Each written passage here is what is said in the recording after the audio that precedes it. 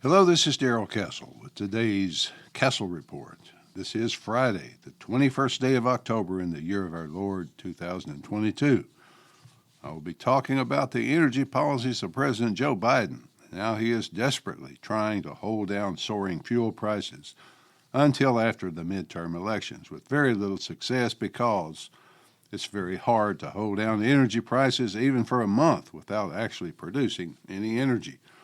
Yes, it appears, according to the Wall Street Journal, that President Biden went begging to the Saudis for energy relief just before the OPEC met on October 5th. The journal reports, quote, days before a major oil production cut by OPEC and its Russia-led allies, U.S. officials called their counterparts in Saudi Arabia and other big Gulf producers with an urgent appeal to delay the decision for another month. According to people familiar with the talks, the answer was a resounding no.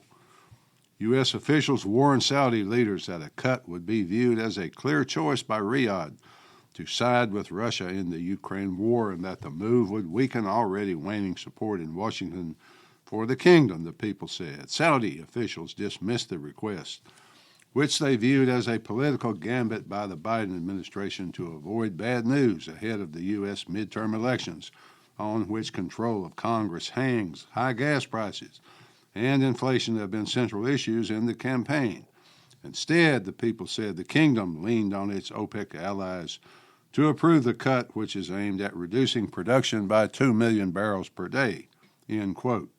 Yes, indeed, American prestige is very high at OPEC right now as the Saudis leave the President of the United States looking weak and foolish from his own act of begging what amounts to an enemy or at least a hostile nation to save his control of Congress. The Wall Street Journal rates this explanation of the call to OPEC as highly plausible. The midterms are weighing heavily on the minds of the administration as their poll numbers shrink with rising gas prices. They had been enjoying a bit of relief at the polls, with Biden's releasing Strategic Petroleum Reserves, or the SPR, into the market. There's only so much oil in the strategic reserves, and Biden is apparently willing to use a great deal of it to buy votes in the midterms. He announced another depletion in the SPR this week, which, according to energy officials, would take the reserves to the lowest point since the 1980s. The usual White House press conference by Press Secretary Karine Jean-Pierre produced the usual mumbo-jumbo about how it's all Putin's fault, the fault of the oil industry, even reserved a little blame for gas stations, hoping, I guess, that people are dumb enough to accept such nonsense. Releases from the SPR are usually reserved for national disasters or national emergencies, so I guess faltering poll numbers and nervous reaction to the coming election qualify as a national emergency. Reports are that the U.S. will have about 17 days of reserves left, assuming no further releases. I should at least be fair to the administration, though, because, surprise, administration spokesperson Adrienne Watson vehemently denied that the call to OPEC had any political purpose at all. She denied that Biden was driven by political calculations. Quote, it's categorically false to connect this to the U.S. elections. It's about the impact of this short-sighted decision to the global economy, end quote. Yes, that's very believable, a very believable explanation indeed. The president is simply concerned about the global economy. That is why he made a personal appeal, why he was so angry and threatening toward the Saudis. Once again, President Biden has left himself on the horns of a dilemma. He desperately needs energy prices to subside at least until the elections. However, his economic policies, along with one of his chief goals being the destruction of America's ability to produce energy, make that all but impossible. The cost of energy is soaring because of his spending-induced inflation, but also because of his numerous attacks on fossil fuels and the ability of the nation to produce them. He canceled the Keystone XL pipeline immediately after taking office. That pipeline was scheduled to transport about 900,000 barrels from Canada to American refineries each day. The same day he canceled the pipeline, he signed several executive orders curtailing energy production, including suspension of oil and gas leases on federal lands and offshore. He issued other orders for government agencies such as the Securities and Exchange Commission to act against energy producers. He canceled leases in the Arctic National Wildlife Refuge and in other areas of the country. So there's a long list of deliberate actions aimed at destroying American energy production, but he is willing to go hand in hand to the Saudis who refuse to take his hand. He's apparently very interested in our environment, but not at all interested in the Arabian environment. Now, he's very rapidly running the country out of oil in the SPR, and that appears to be his last card. He announced a plan earlier this year to release 180 million barrels, which will take the SPR to its lowest level since the 1980s. In any event, there's a lot less oil to deal with actual emergencies than there was before he decided to deal with his political emergency. He has made us dependent again. It's such a terrible waste. We were completely energy independent and a net exporter just 2 years ago. Now, because of him, we're reduced to begging a rather hostile nation. Our European allies are not immune to President Biden's follies, nor are they immune to their own suicidal green energy policies. European countries within the EU decided to go all out to convert to solar and wind energy. In response to that commitment, they shut down much of the world's most high-tech and clean nuclear energy. They also curtailed the production of fossil fuels, including coal, of which they are now desperately trying to import. The green energy commitment left them totally dependent on the import of Russian gas, for which they had a reasonably priced deal with Russia. Russia took 3 years, spent billions, to build the Nord Stream pipelines to solidify the deal, but then Russia invaded Ukraine and sanctions were placed against Russian gas.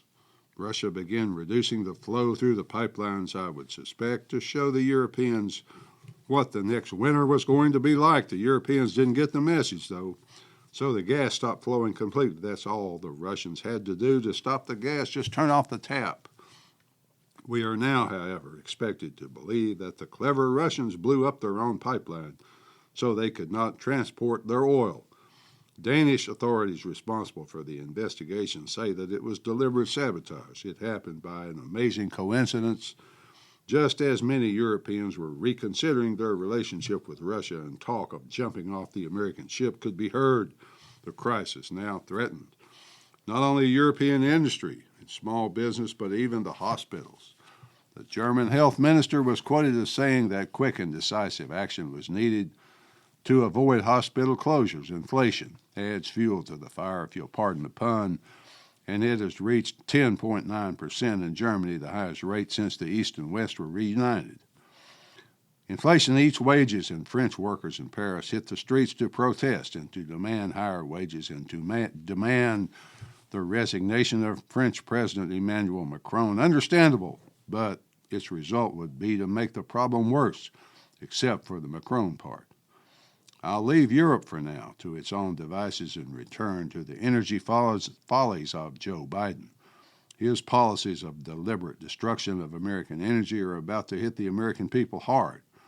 The Saudis, in conjunction with their Russian and other oil-producing nations, timed their 2 million barrel per day cut in production with the bottom of America's SPR. The central question, then, is why?